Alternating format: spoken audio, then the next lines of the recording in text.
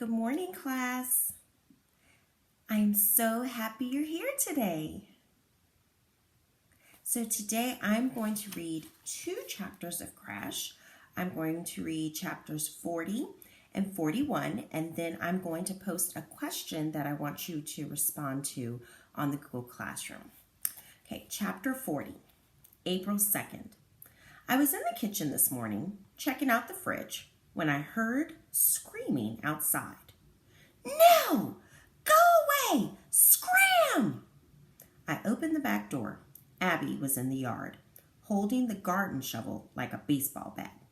In front of her was the Kim Lawn man in his white jumpsuit, holding the end of hose that snaked back to the can-shaped truck parked at the curb. He tried to reason with her.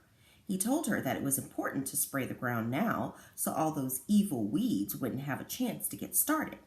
But all Abby did was snarl. Plant murderer! Go spray that stuff on the hair growing out of your nose. The guy wasn't stupid. He didn't move. He knew if he did, he'd get a shovel across the kneecaps. He looked at me, but he saw I was laughing too hard to be any help. So he backed off, reeled in the hose, and drove away. Tonight, my father paid Abby a little visit in her room. I heard him ask her what did she think she was doing. Daddy, she said, he was killing the weeds. This may come as a shock, he said, but that happens to be the whole idea. Well, it's a bad idea, she said. We have to have them or we can't be an official wildlife habitat.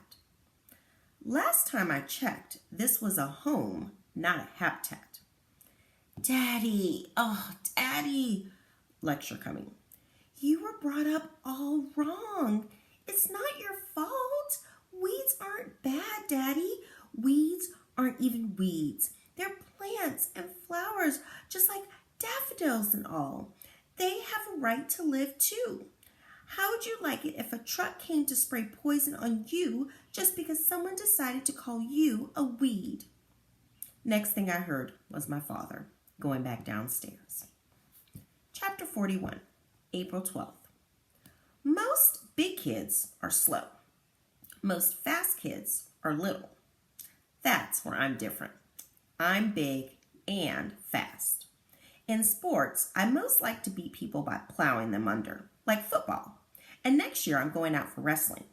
But in the spring, there aren't any contact sports, just baseball and track and field. So I use my speed in track. Even though it doesn't look like it, track is kind of like football. Sure, there's no ball, no shoulder pads, and nothing in your way except the string across the finish line. But you can demolish a kid just as much by beating him in a race as by plowing him under on a football field. It's about the first thing you do when you're little kids. You race. And the kid that wins, bam, right away, he's the fastest. He's the best. Walk into any neighborhood anywhere in the world and ask some kids who's the fastest one there, and right away, they'll tell you. They'll point to him. It's something everybody knows.